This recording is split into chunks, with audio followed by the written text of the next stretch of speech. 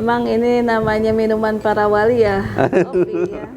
Memang kita juga harus menyadarkan ya ke masyarakat bahwa pendidikan itu tanggung jawab semua. Oh iya. Kita tidak mungkin mengandalkan pemerintah ya, istilahnya dalam hal namprak lah gitu menunggu bantuan pemerintah. Jadi justru kita semua harus terlibat dalam sektor pendidikan ini. Termasuk juga kami ini menerapkan sistem one stop management gitu. Jadi walaupun kami ini mengelola ada 22 unit sekolah terbagi di 7 kampus, manajemen kami tetap satu gitu. Ya salah satu contohnya dengan kita majunya di DPD ini kan tidak lain adalah menjadikan katalisator. Betul. Ya, penyambung antara bagaimana peluang yang diberikan oleh negara ini ya betul-betul bisa kita sambungkan kepada Jamiyah Nahdlatul Ulama. Akulah para pencarimu ya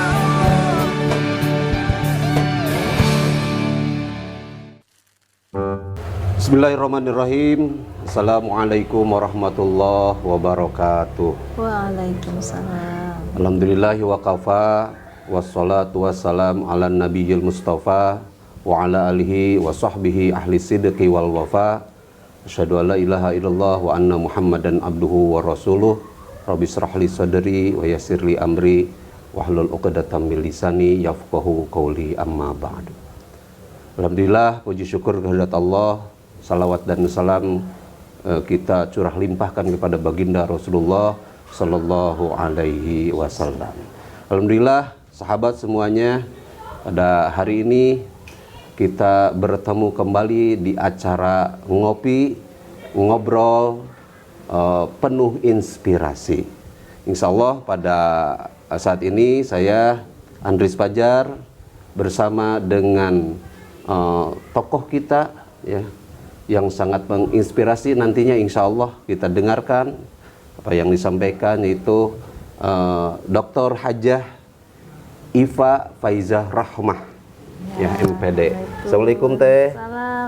Alhamdulillah. Terima kasih Kang Andries. Alhamdulillah, akhirnya kita bisa bertemu hari ini.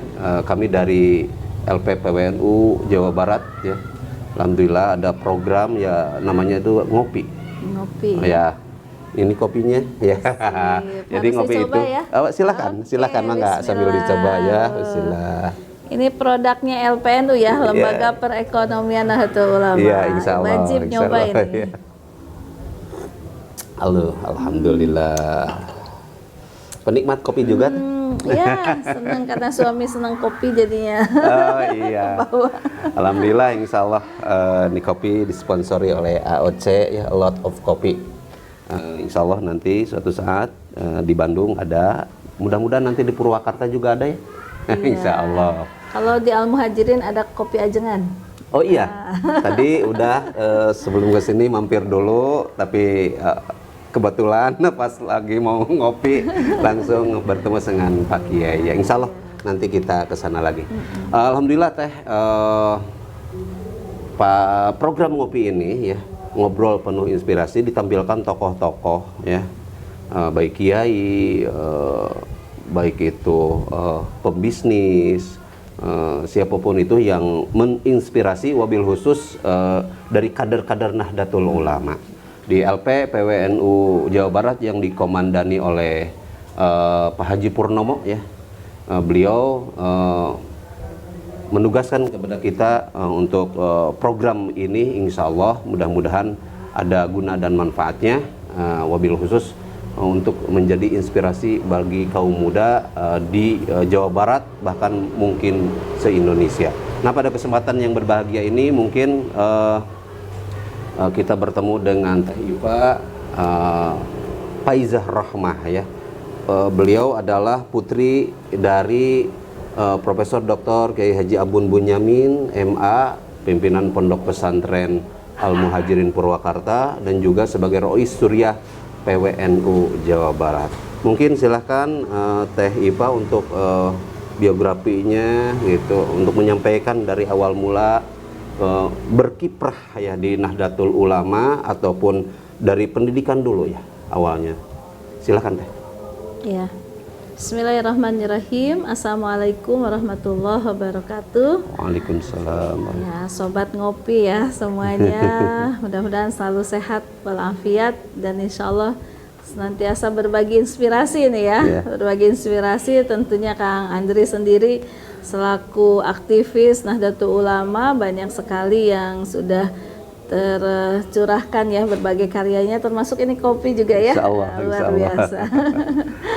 Emang ini namanya minuman para wali ya, kopi ya. Amin. Nah, insya Allah berkah, nantiasa kita berada di semangat kita membangun perjuangan di Nahdlatul Ulama. Mudah-mudahan di abad kedua ini sebagaimana semangat kita ya, merawat jagat, membangun peradaban ya. Tentunya merawat jagat, membangun peradaban ini kan tidak lepas dari fondamen utamanya pendidikan. Ya, alhamdulillah saat ini saya diberikan tugas selaku Ketua LP Ma'arif Jawa Barat. Sekaligus juga mungkin kalau sehari-hari saya ditugaskan selaku Ketua Yayasan Al-Muhajirin, sebagai yayasan yang berkiprah di dunia pendidikan, ekonomi, sosial, dan kemasyarakatan. Alhamdulillah di usianya yang sekarang 31 tahun, Al-Muhajirin telah membuka 22 unit sekolah dari mulai PAUD, ya PAUD, RA, TK juga ada, SDMI juga ada, Sanawiyah, SMP-nya juga ada, SMP, SMA, SMK juga ada, perguruan tinggi ada, Institut Teknologi Al-Muhajirin dan juga STI Al-Muhajirin. Jadi bagaimanapun juga kita sadari bahwa pendidikan ini adalah fondamen utama dalam upaya penguatan semangat kita di abad kedua dalam merawat jagat. Kenapa? Karena tentunya dengan upaya bagaimana kita semua berkiprah untuk bisa merawat jagat ini tentu dibutuhkan ya orang-orang yang expert di bidangnya ya, dalam menjaga iklim, menjaga lingkungan. Kita butuh yang tentunya juga expert di bidang itu. Dan tentunya bagian daripada semua itu ya Nahdlatul Ulama mudah-mudahan bisa terdepan untuk bisa menjaga amanah sebagai khalifah fil ar begitu ya disebutnya. Betul. Menjaga warisan ya para nabi, warisan khilafahnya yang ditugaskan kepada kita semua dengan berbagai pengetahuan yang kita miliki dalam upaya merawat jagat ini. Dan alhamdulillah tentunya pendidikan ini senantiasa menjadi semangat ya, khususnya orang tua kami Syekhuna Profesor Dr. Abun Bunyamin MA, di mana semangat untuk tolabul ilmi minal mahdi ilal lahdi lah itu yang menjadi semangat kami di Al-Muhajirin, sehingga pendidikan itu menjadi kewajiban untuk kita fasilitasi ya dari masyarakat itu, dari mulai tadi PAUD sampai ke perguruan tinggi. Bahkan sekarang ini kita juga membuka selain pondok pesantren berbasis kitab kuning, juga pondok pesantren berbasis bahasa, juga pondok pesantren untuk lansia. Subhanallah. Untuk lansia. Ya, itulah semangat ya belajar minal mahdi ilal lahdi. Ya. Ini Teh, sebelum dilanjut nih, wah ini luar biasa nih. Tadi super sibuk sepertinya Teh ini ya. Ini saya mau nanya dulu ya. Untuk tadi mengelola giat-giat Teteh yang tadi, itu bagaimana membagi waktunya nih? Kan dengan keluarga, dengan organisasi kan? Bagaimana nih? Emang itu semua memang tugas yang sangat luar biasa ya. Betul. Amanah yang begitu sangat besar. Tetapi tentunya dengan bagaimana kita membagi sistem dalam berbagai tugas ya. Karena saat ini tidak ada namanya Superman begitu ya. Betul. Yang ada adalah super team ya. Betul. Super team yang kita bagi wilayah, di mana ada namanya pengelola unit, pengelola yayasan begitu ya, termasuk pengawas dan yang lain sebagainya. Termasuk juga kami ini menerapkan sistem one stop management gitu. Jadi walaupun kami ini mengelola ada 22 unit sekolah terbagi di 7 kampus, manajemen kami tetap satu gitu. Baik itu dalam konsep keuangan, dalam konsep kurikulum, ya, dan juga penataan yang lainnya. Sehingga tentunya dengan kita membuat sebuah sistem besar, ya alhamdulillah kita juga bisa melahirkan program-program besar juga gitu ya. Tapi kalau kita istilahnya memanage hanya parsial sebagian-sebagian, ya mungkin juga kita tidak akan bisa membuat program yang besar juga begitu, karena kita jadikan satu manajemen, semua jadi satu kekuatan, sehingga yang kecil-kecilnya jadi besar gitu untuk kemudian melahirkan program-program yang lainnya. Contohlah mungkin dari sektor pendidikan itu kita juga memberikan penguatan untuk kemandirian pesantren, ya, sehingga semua sektor koperasi ataupun juga kebutuhan-kebutuhan dari semua unit, ya, dari bidang sandang, pangan gitu ya, semua telah kita sediakan di bagian ekonomi ini. Sehingga tentunya kalau kita hanya sebatas jualan, contohnya air minum nih yang kita punya itu seperti air mineral, Rosan mineral, ada catering Rosan juga, ada roti Rosan gitu ya, termasuk Rosan itu apa tuh? Rosan itu sebetulnya awalnya adalah produksi santri, ya, santri, berupa roti santri awalnya, ya, tapi akhirnya kemudian jadi brandnya berbagai produk Al-Muhajirin, ya, termasuk juga baju dan yang lainnya gitu. Kalau kita hanya berpikir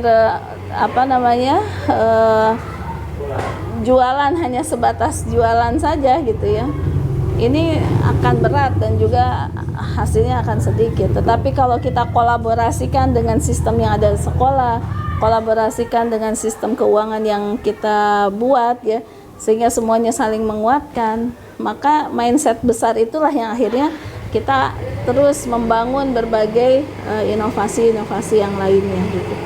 Jadi kekuatan integrasi, komunikasi, kolaborasi menjadi satu kekuatan besar. Ini saya kira penting, ya, apalagi tentunya di Nahdlatul Ulama ini kan umatnya banyak begitu. Betul. Ya, umat banyak. Kalau kita berjalan sendiri-sendiri nggak akan jadi kekuatan gitu. Kita ini bisa kuat kalau kita bersatu. Ya. Maka itu tentunya, ya, mudah-mudahan termasuk juga saya di LP Ma'arif saat ini, karena beberapa tahun ke belakang ini juga belum ada lah ya produk-produk buku Aswaja yang kita pakai di Jawa Barat. Biasanya kita ngadopsi ke Jawa Tengah atau Jawa Timur. Alhamdulillah tahun ini juga kita sudah selesai merampungkan untuk versi Jawa Barat. Nah, ini mudah-mudahan menjadi kekuatan, ya, kita semua untuk membangun jejaring, semua menjadi satu komunitas besar gitu. Sehingga mudah-mudahan bukan hanya ilmunya saja kita dapat, tetapi sektor ekonominya juga dapat. Ini kan kita nanti bisa kerjasama dengan LPNU gitu ya. Sangat bisa pasti. Apakah itu untuk pengadaan buku keaswajaan ataupun mungkin tadi kebutuhan seragam dan yang lainnya. Yaitu karena bentuk daripada kolaborasi yang harus kita wujudkan. Iya. Jadi Teh, dengan sekian, ya, banyak kegiatan yang dilaksanakan oleh Teh Ipa tadi, alhamdulillah. Karena tadi istilahnya kalau di Pemda itu satu pintu, ya. Jadi manajemen ini satu pintu. Jadi keuangan dan lain-lain, sehingga akhirnya semuanya karena satu pintu itu aman. Tapi kalau istilahnya banyak pintu, nah itu biasanya balalocor gitu. Alhamdulillah. Makanya ini Teh, untuk pesantren Al-Muhajirin kan di podcast sebelumnya dengan Pak Kiai, Pak Rois ngobrol banyak juga, beliau dari awal bagaimana mendirikan pondok pesantren Al-Muhajirin 1993, berarti udah 31 tahun ya. Sampai sekarang itu luar biasa ya. Perjuangan beliau kan istilahnya anak-anak itu tinggal melanjutkan. Nah ini yang sulit itu memeliharanya katanya. Makanya bukan hanya pondok pesantren, bukan hanya peninggalan-peninggalan ataupun yang dirintis oleh orang tua kita itu harus dirawat dengan baik. Begitu juga mungkin organisasi Nahdlatul Ulama, ya, itu merupakan warisan para wali, ya, para kiai. Tidak mungkin kalau bukan wali, dengan menurut data base itu kan lebih dari 100 juta sekarang yang mengaku Nahdlatul Ulama. Tapi kalau bersatu aman, kalau bercerai tidak aman, istilahnya. Maksudnya di sini makanya kami ingin orang-orang yang penuh inspirasi bagi kader-kader Nahdlatul Ulama nih, bukan hanya kiai kan, bukan hanya tokoh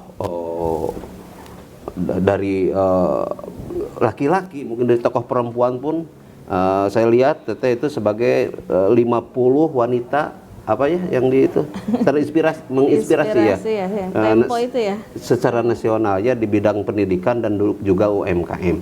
Tadi pendidikan udah disampaikan. Nah, sekarang saya mau tanya itu di bidang UMKM-nya ya, karena di lembaga perekonomian Jawa Barat itu kan otomatis ke bidang itu, diantaranya UMKM.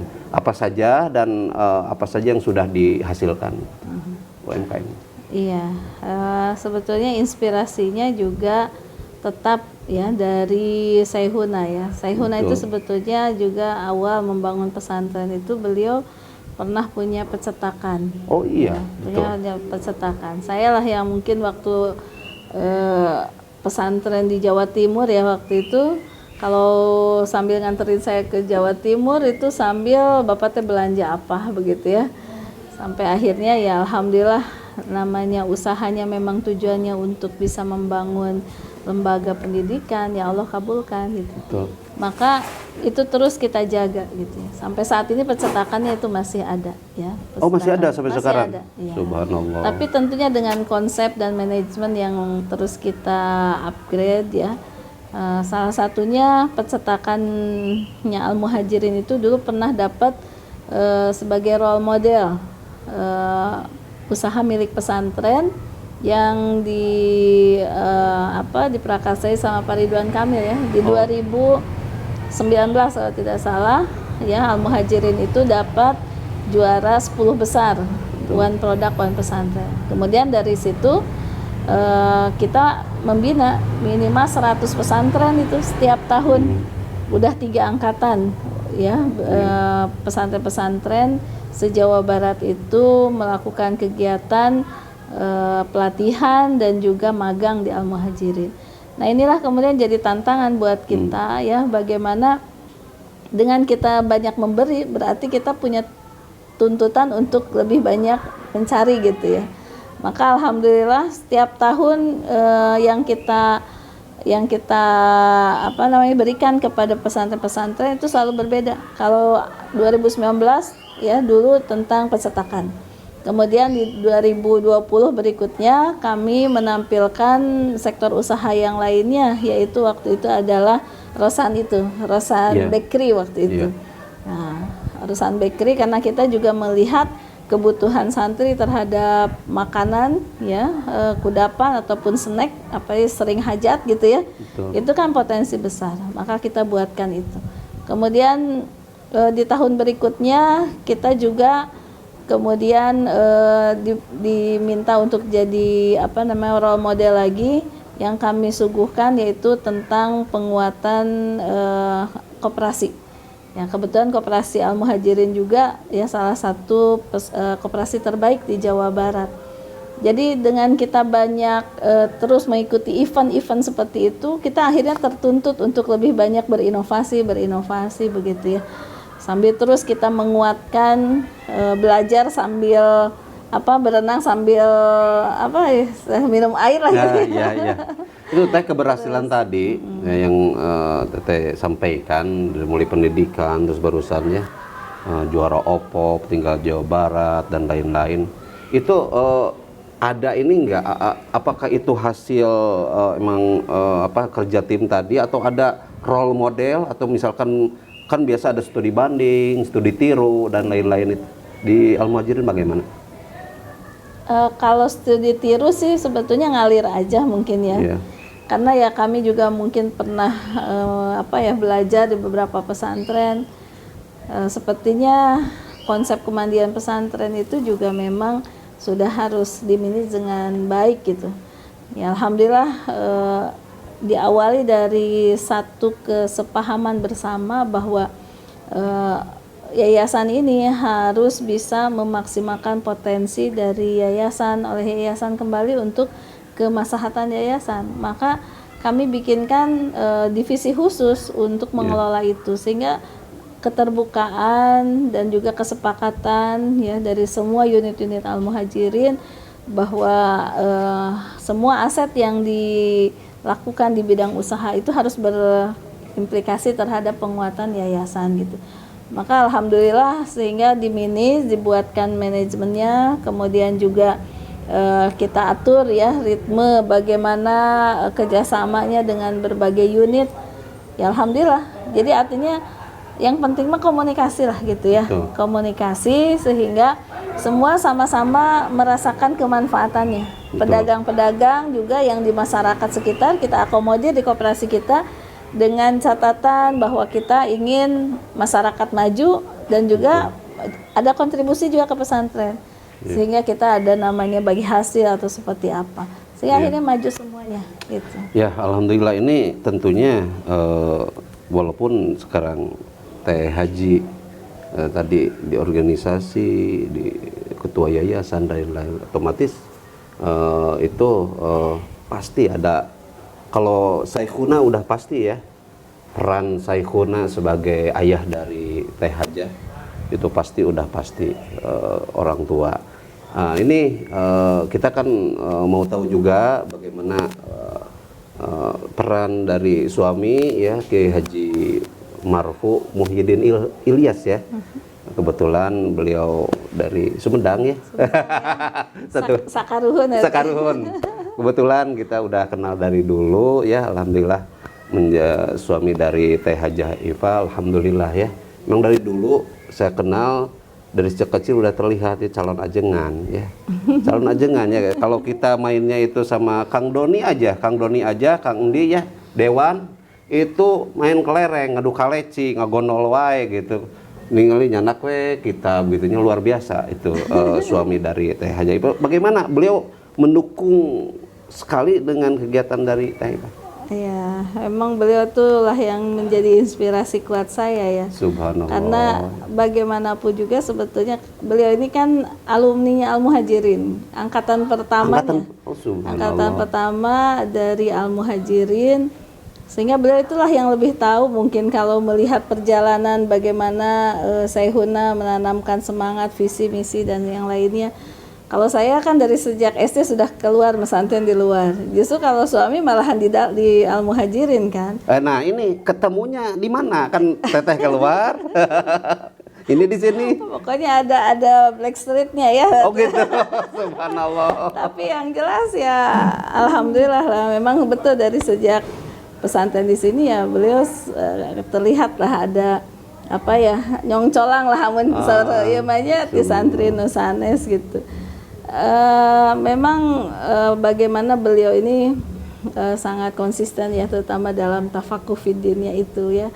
Sehingga Saikhuna itu juga kan senantiasa mengingatkan kita bahwa namanya usaha itu hanyalah sebagian kecil daripada bentuk kemaslahatan ya untuk kita membangun masyarakat. Tapi yang utama yang dibutuhkan adalah tafakuh fiddin. Maka semua harus dikuatkan gitu. Kita juga berbagi tugas di yayasan ya. Akang lah istilahnya lebih pada penguatan bagaimana mengatur kurikulum kepesantrenan ya. Kemudian saya juga mungkin di manajemennya ya. Tapi walaupun bagaimana sibuknya ya putra-putri Saikhuna ini harus ngajar gitu, bagaimanapun dia harus ngajar. Nah sehingga kalau kita sebutnya bahwa ya semua aspek kehidupan kegiatan di Al-Muhajirin itu harus punya ruh kepesantrenan. Inilah yang senantiasa menguatkan kita ya, Akang nih dalam berbagai aspek, baik itu dalam kurikulum sekolah, baik itu dalam perekonomian, kemasyarakatan, ruh pesantren itu harus segalanya lah, kita harus ditanamkan sebagai dasar. Maka walaupun kita ini ada SMP full day, SD full day, SMA full day, tapi di dalam itu sebetulnya pesantren. Oh gitu. Karena di full Tapi day mereka nggak mondok ya? nggak mondok, Nggak mondok. tapi kurikulum pembelajaran kitab kuning, safinah, tijan, nahu, sorob, tahfidz ya, itu makanan sehari-hari santri didapatkan sama anak-anak kita di full day gitu. Ya, termasuk juga tentunya penguatan kitab kuning yang utama di pesantren ya. Bagaimana Akang ini teruslah mengupgrading untuk program khususnya kader ulama. Betul, Santri kader ulama ya, alhamdulillah waktu 1 abad itu ya, 1 abad Al-Muhajirin, ada salah satu santri kita yang juara nasional di PBNU waktu itu. 1 abad NU ya? Nahdlatul Ulama, Nahdlatul Ulama ya. Waktu itu ada dapat juara 1 juara 2 kalau tidak salah, juara 2. iya. Iya, yang lomba juara, itu. kitab kuning waktu Kitab itu kuning. kalau nggak salah juara 1-nya dari Brebes, juara 2-nya dari Al-Muhajirin. Subhanallah ini. Alhamdulillah. Ada juga Luar biasa, ya. seperti apa ya, kemarin itu ada sehari menjadi menteri gitu ya. Nah, itu kan juga penguatan ke pesantrennya luar biasa. Ya alhamdulillah Al-Muhajirin selalu hadirlah di kancah nasional ya, dalam berbagai perlombaan-perlombaan di tingkat pesantren dan juga Iya. tentunya di sekolah. Nah gini Teh, tadi udah menyampaikan bagaimana luar biasanya kan, ada lulusannya bahkan juara-juaranya. Ini barangkali nanti dari sobat ngopi semuanya atau keluarganya ada yang menanyakan, mahal nggak kira-kira masuknya gitu kan, baik ke SMP kan, SMA gitu kan. Iya, memang kita juga harus menyadarkan ya ke masyarakat bahwa pendidikan itu tanggung jawab semua. Oh iya. Kita tidak mungkin mengandalkan pemerintah ya, istilahnya dalam hal namprak lah gitu menunggu bantuan pemerintah. Jadi justru kita semua harus terlibat dalam sektor pendidikan ini. Maka ya semangat kami di sekolah swasta ya tidak lain adalah bagaimana mengakomodir kekuatan masyarakat untuk membangun mutu pendidikan itu sendiri. Kalau kita membaca dengan kos ya, sebetulnya namanya anggaran pendidikan itu bagi saya bukan apa ya, bukan pengeluaran, tapi saya lihat sebagai investasi gitu ya. Ya contoh lah, kita ini anak-anak kita yang sekarang anak-anak SD nih sedang berangkat ke Jepang. Yang SD? Yang SD udah berangkat tuh ke Jepang, Subhanallah. student of change ya di Jepang. Itu kelas 4, kelas 5, kelas 6 sudah bisa berkomunikasi dengan bahasa Inggris ini itu ya.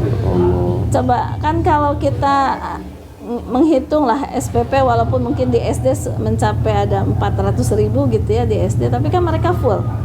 Dari mulai sholatnya dibimbing, kemudian juga ya terutama adalah akhlaknya, tata keramanya, dan saya lihat kemampuan bahasa Inggrisnya, bahasa Arabnya, hafalannya ini nggak kalah gitu, dan mereka dibukti bisa berinteraksi dengan pelajar-pelajar di luar negeri. Dengan anggaran 400.000 di SD, mungkin Itu full day ya Teh? full day itu ya, mungkin di antara sekolah-sekolah mungkin negeri begitu ya, yaitu tinggi gitu. Tapi coba Dengan bayangkan, swasta yang lain ya. tapi dengan 400.000 Betul. ya, kalau kita menyerahkan dengan pembantu mungkin bisa lebih dari itu juga anggarannya kan.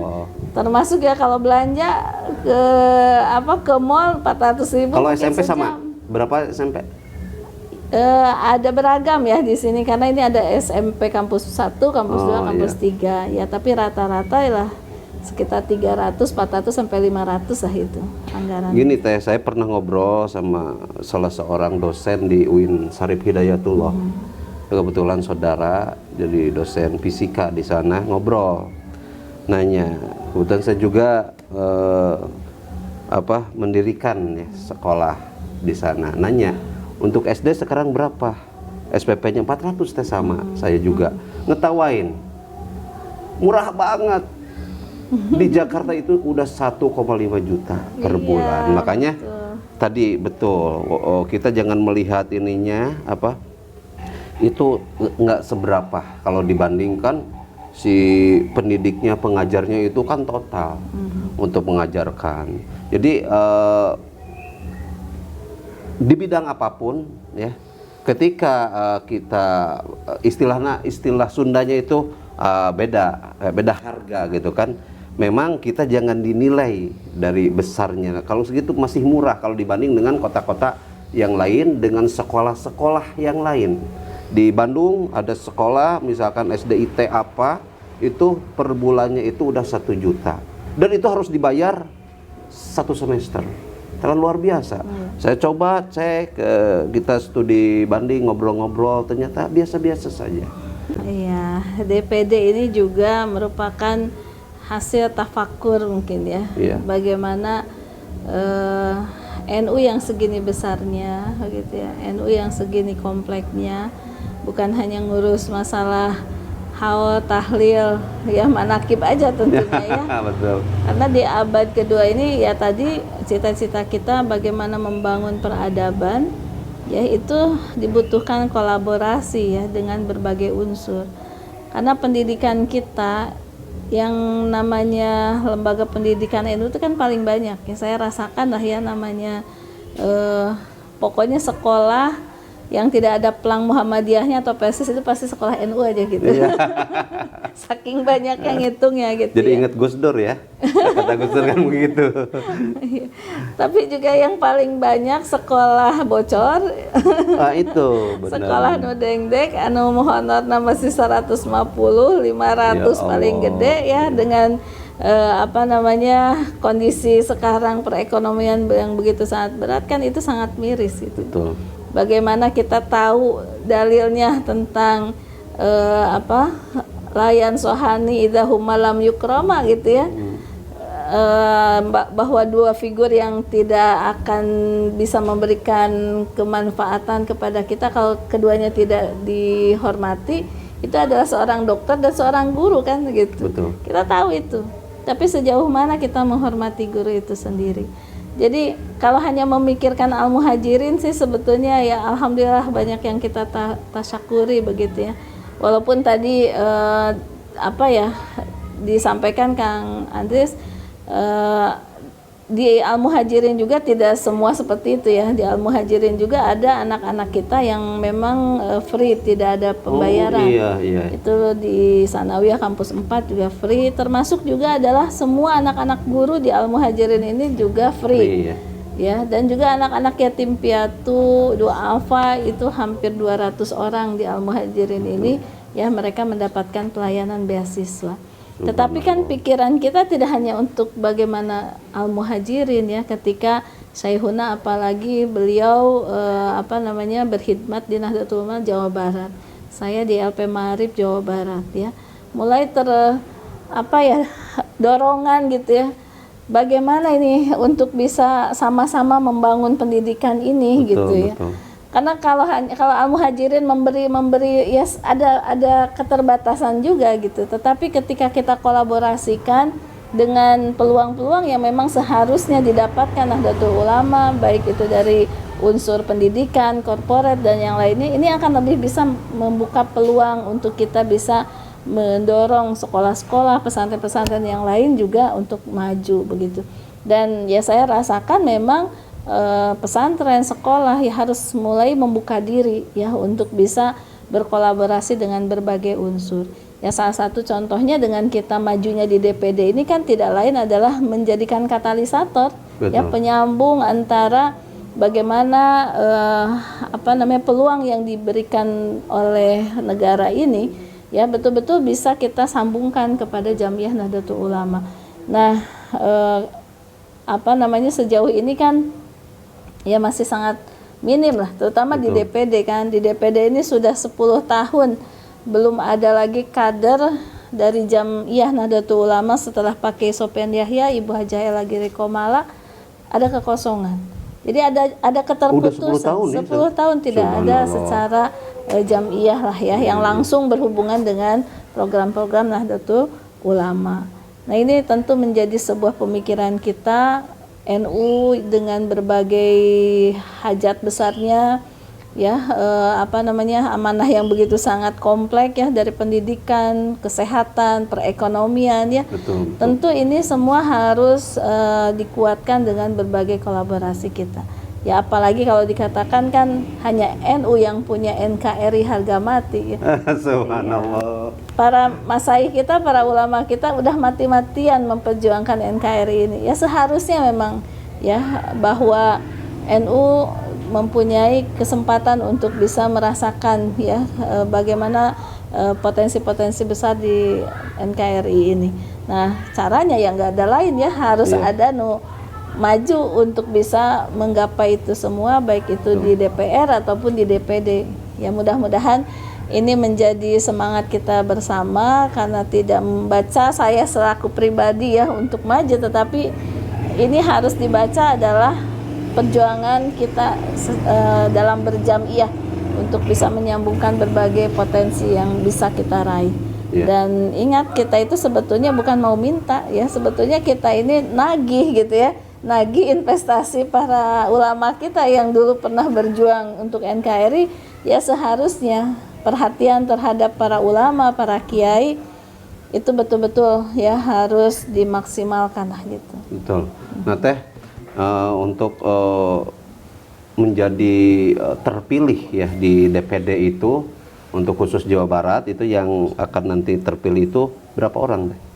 Satu provinsi itu hanya 4. Hanya 4. Iya. Berarti kalau dari Jawa Barat itu perolehan suara itu harus minimal berapa kalau bisa melenggang ke Senayan itu? Iya, kalau dulu kan terkecil tuh ya Ibu Eni yang dari Sumedang itu 900 berapa gitu ya. 900.000? Hampir 1 juta lah gitu. Itu kan sudah di batas akhir ya. Ya kalau 1 juta itu kayaknya belum aman lah gitu. Kalau pengen aman ya minimal lah 2 juta. Nah gini. Ya 2 juta suara. Pemilih di Jawa Barat itu sekarang menurut hitungan KPU udah berapa? Kita belum update nih. Pemilih yang DPT se-Jawa Barat itu 35 juta. Nah 35 juta. Itu berarti nggak dibagi itu 35 bagi 4 bukan ya? Tapi suara tertinggi aja. Suara tertinggi. Nanti kan mungkin kan ada yang nggak datang dan lain-lain gitu, yang sah dan lain-lain, sehingga yang kemarin jadi yang Ibu Enda di Sumedang ya, yang Sumedang itu adalah sekitar 900. Kalau itu yang pelawak itu sekarang ikut lagi nggak Pak Oni ya? Pak Oni ya? Enggak ya? Pak Oni itu sempat waktu itu sampai 4 juta 4 waktu juta periode ya? pertama itu. Subhanallah. Ya kan para artis, para penggiat budayawan bersatu itu bisa sampai 4 juta. Masa ini warga NU yang jamaahnya muslimat, fatayat, ibu, wah di mana-mana ya. Subhanallah Teh, mudah-mudahan Teh kalau Allah sudah menakdirkan kita itu hal yang terbaik. Kami hanya ikut berdoa dan semaksimal mungkin ya. Mudah-mudahan ada kader dari Nahdlatul Ulama untuk bisa melangkah ke Senayan menjadi wakil dari Nahdlatul Ulama di Jawa Barat. Insya Allah. Ya, nah itu semuanya. Silakan Teh untuk bisa menyampaikan baik itu ajakan ataupun kepada para kader dari Nahdlatul Ulama, dari Teh Hajah Iva Faijah Rahmah. Silakan. Ya, bismillahirrahmanirrahim. Sobat Teh Iva semuanya, warga Nahdien Jawa Barat. Kita sebagai warga NU yang mempunyai jumlah yang luar biasa, 65% ya jamaah Nahdlatul Ulama di Indonesia ini, tentu harus dibuktikan dengan kekuatan besar. Jangan hanya besar tapi tidak punya kekuatan ya. Maka itu mari wujudkan kekuatan kita dengan adanya keterwakilan di DPD RI untuk bisa menyambungkan terhadap program-program dan hajat tentunya ya Nahdlatul Ulama dalam berbagai sektor, baik itu pendidikan, ekonomi, kesehatan dan yang lain sebagainya. Tentunya kami berharap ya ini adalah gerakan kita semua, semangat kita semua, muruahnya perjuangan Nahdlatul Ulama untuk bisa memberikan kemaslahatan lebih luas lagi. Jangan lupa kader Nahdlatul Ulama dari NU untuk DPD RI Teh Iva nomor 34 ya, mudah-mudahan maslahat ya untuk memberikan kemanfaatan kita semua. Hatur nuhun. Amin ya Allah ya Rabbal Alamin. Ya demikian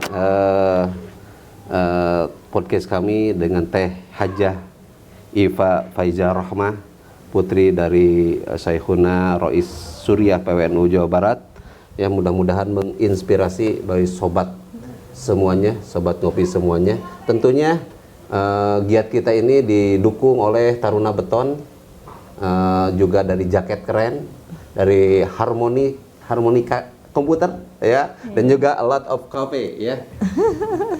Oh iya, NU Mineral ya, dan juga dari Pondok Pesantren Al Muhajirin. Mudah-mudahan kita semua nanti bertemu lagi di lain waktu dan kesempatan. Kami berdoa semoga apa yang dicita-citakan dan diinginkan oleh Teh Hajah Iva dikabul oleh Allah Subhanahu wa taala. Amin ya Allah ya rabbal alamin. Itu saja yang mungkin bisa saya sampaikan. Mohon maaf atas segala kekurangan. Wallahul muwaffiq ila aqwamit thoriq. Wassalamualaikum warahmatullahi wabarakatuh. Terima kasih Teh. Mangga iya deh. Ini teh kayak kopi wine kalau saya rasain. Iya nggak? Kopi wine pernah. Subhanallah.